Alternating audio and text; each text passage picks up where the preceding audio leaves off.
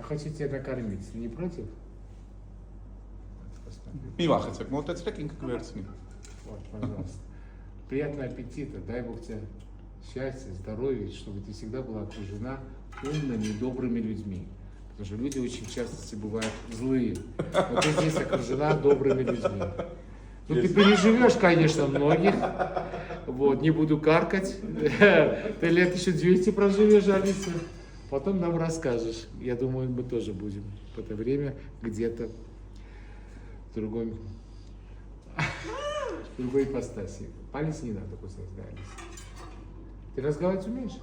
Չէ, մենակ հայ ասում։ А, Այս տուտակներն ընդհանրապես խոսալ չգիտեն։ эти попугаи не умеют разговаривать, но они все понимают. У них интеллект есть. Ինքը շփման համար է, հա, ինքը օրինակ շամպես կարա մտերմանա, կարա տել ճանաչի, ինքը զգում է ձեր աուրան, օրինակ իրապես